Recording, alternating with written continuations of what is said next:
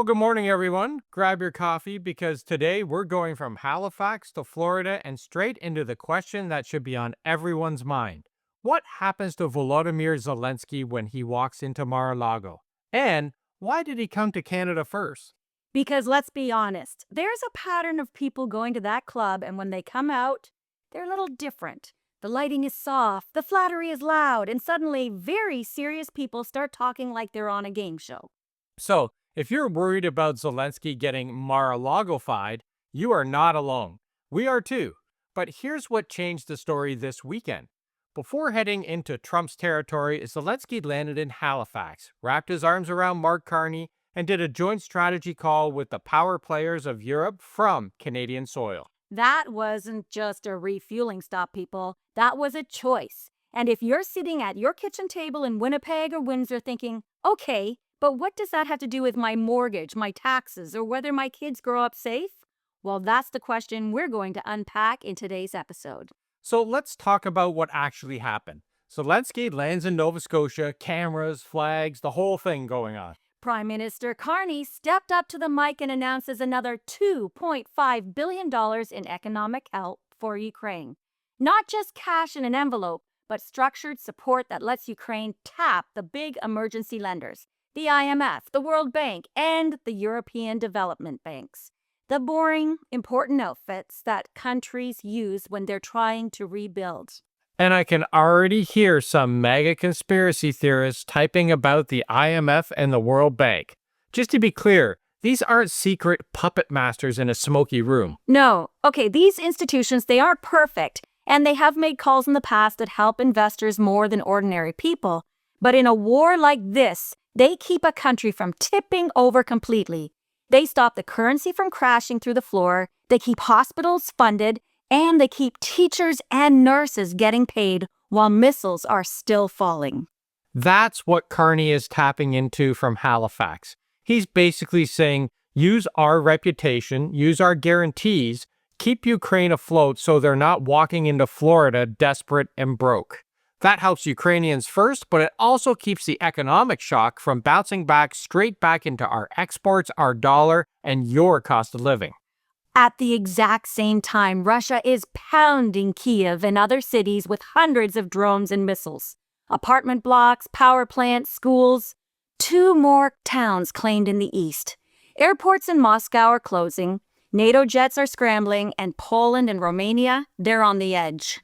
So while one guy in Florida is warming up lines saying, I'll decide what Zelensky gets, Canada is standing beside Zelensky while the bombs are literally falling and saying, we're still here. We're not pulling away. We're not going anywhere. Then from Halifax, they dial in Europe. Macron, Merz, Maloney, Tusk, Rutte, NATO, EU, all on the call. And Zelensky says, tomorrow I see Trump. After that, we keep talking. We keep this united.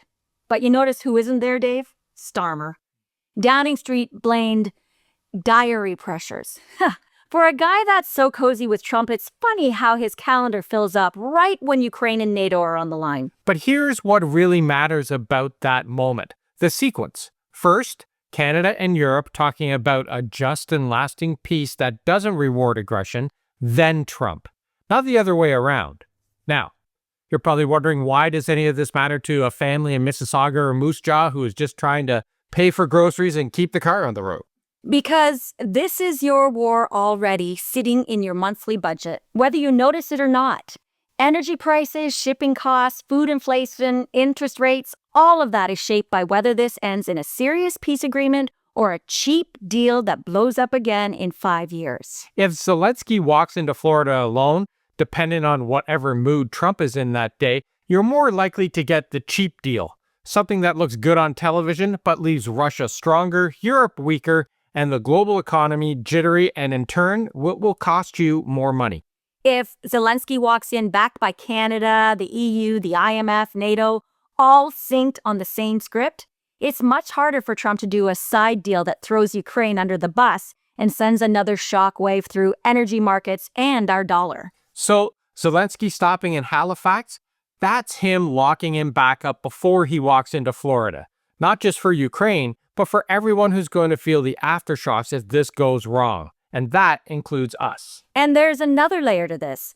This isn't Zelensky's first rodeo with Trump. The first big encounter was a disaster. We all remember that. He walked in as a defiant leader and walked out with frozen aid and Trump basically saying, "You don't have the cards." His popularity, yeah, it went up and we were rooting for him, but his leverage went down. And like it or not, Trump still controls the most powerful military on earth. It sucks. It really does. But this time, Zelensky's team has overcorrected. They took that original 28-point peace outline that sounded like it was written in Moscow and hammered it into a 20-point plan with a referendum, a demilitarized zone, and a fortified belt in the east. Basically shouting, "We're serious and we want real peace." Trump's response? He doesn't have anything until I approve it. And that one line tells you everything about how Trump sees this. Not as a shared security problem, but as a personal brand opportunity. People's lives are a gain to him, and he just doesn't care. So when we say we're worried that Zelensky will get Mar-a-Lago-fied, that's not paranoia. That's looking at the last 10 months and seeing how this game is played. But here's where Halifax changes the odds a bit. Yeah, picture the flights. Kiev to Halifax, bombs falling, towns lost, Russia telling the world, they're not serious about peace, we are. Then Halifax to Florida, Canada and Europe on the line saying, "We're standing with Ukraine. We're ready to support a fair peace deal and keep the pressure on Moscow if they stall." That Halifax call is Zelensky saying to Trump in advance, I've got Canada, I've got NATO, and the EU, not a cheap reality star who treats war like a season finale. You are not my only option. And that affects you as a Canadian because it changes who gets to set the terms the world you'll be living in 5 years from now. A world shaped by Trump alone looks like this. Sudden tariffs because someone annoyed him. Energy deals that ignore climate and stability. NATO turned into a bargaining chip, and countries like ours threatened and shaken down constantly. But a world shaped by Canada plus Europe plus Ukraine, sure, it has its flaws, but it's at least trying to build something consistent and lawful. Security guarantees that mean something, borders that aren't redrawn on a whim with a Sharpie, economic rules that aren't rewritten over dessert. When Zelensky chooses to make his staging point Halifax, he's saying, if this peace deal happens, I want it anchored in a world where Canada and Europe stand up together, not just whatever mood Florida is in on a Sunday. Now, let's talk about the price tag, because you're probably thinking it. $2.5 billion. Are you kidding me? That's my tax money. That money could be fixing hospitals here. And that's a totally fair question. So let's unpack it a little bit without all that spin. This is not a suitcase full of bills being pushed across the table, okay? Most of it is guarantees and financing that let bigger institutions lend to Ukraine on better terms. Canada is essentially saying, we'll stand behind this because we think it's cheaper than the alternative. And what's the alternative? A Europe that gets weaker, a Russia that learns aggression pays, and NATO that fractures, and a global economy that keeps lurching from shock to shock. You already felt versions of that in your grocery bill today. So is there a cost to this aid? Yes. Is there also a cost to sitting it out and watching the rules melt? Also yes. Some people just tend not to see that second one as clearly because it shows up as, why is everything more expensive again? Carney is betting that backing Ukraine now and helping nail down a fair peace deal is cheaper than living in a permanent crisis economy where every autocrat with a missile decides to renegotiate their borders by force. And because Canada is at that Halifax table, we can shape the details that matter to us. How reconstruction contracts are awarded, how energy routes are secured, and how sanctions are lifted or tightened. If we weren't there, we would just get whatever everyone else decided. And then there's the security angle. We can't forget about that, which sounds abstract, well, until it isn't.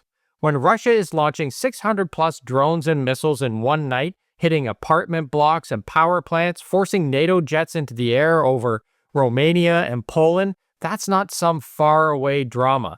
That's the edge of our security umbrella being tested in real time. If that edge ever fails, we're not just watching it on television, we're living with the fallout. There's more refugees, more pressure on our own forces, more demands on our budget, and more pressure from the U.S. to step up on their terms, not ours. But by stepping up now on Canadian terms, we're doing two things at once. We're helping Ukrainians defend themselves, and we're quietly reinforcing the idea that borders and treaties, they still mean something. Because if they don't, that is not great news for a country like ours. That's an opening. We've got the longest coastline in the world, a mineral and resource-rich north, and a neighbor whose president has already talked about having Greenland and whose own 2025 national security strategy literally describes Canada as a vassal country. And once a country writes you down as a vassal in an official strategy document, that's not a slip of the tongue. That's a plan. And the only thing that stops a plan like that is a strong alliance that makes it clear we are nobody's property. You do not want that guy looking north at a fractured alliance and a sleepy Canada.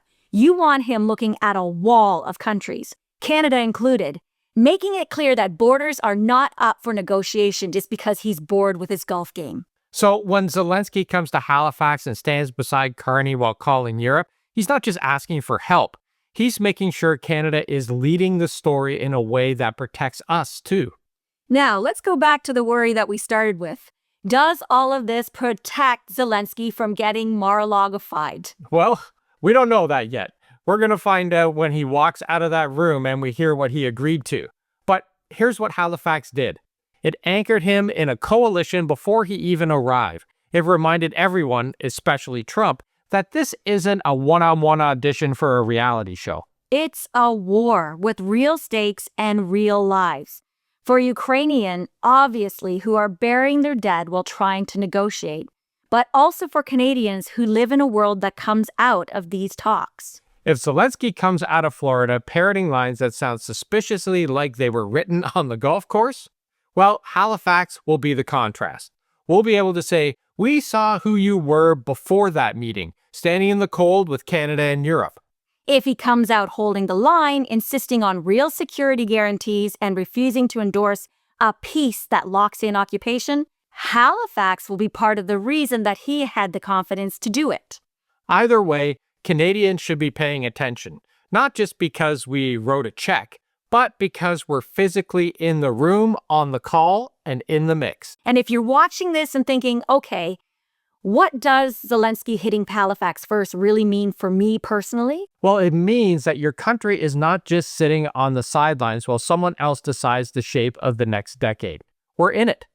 With money, with diplomacy, with a seat in the conversations that decide whether this ends in law or in brute force. It means some of your tax dollars are being used to try to lock in a world where borders can't be changed at gunpoint without consequences, which is pretty relevant when you live next door to a superpower run by a man who has openly questioned your sovereignty and called your border an imaginary line. And this isn't a brand new bill that they invented yesterday either. This is money inside the foreign aid and defense envelopes that Parliament already set aside for exactly this kind of crisis. You can absolutely argue about priorities, but let's be honest here. Pretending that we can just pull this money straight out of Ukraine and magically erase ER wait times here is just not how budgets work. And it means that when Zelensky goes into Mar-a-Lago, he's not just walking into Trump's world alone. He's carrying a bit of Halifax with him, a bit of Canada, and a bit of that stubborn, quiet attitude that says, we're not perfect, but we're not going to bow to bullies either. So we'll see today what comes out of those Florida talks. We may be cheering, we may be furious, and we may be both in the same hour. But whatever happens, remember this. The story didn't start there. It started in Halifax with Canada at the table, Europe on the line, and a Ukrainian president who chose to stand with us first.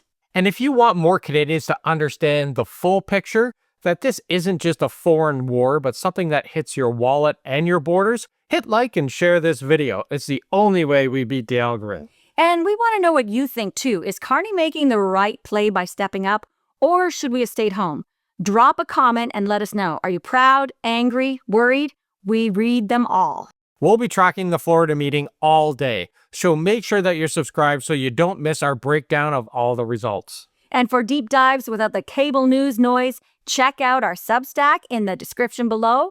And you can join our Facebook group if you need to vent. Thanks for watching, everybody, and we'll see you tomorrow.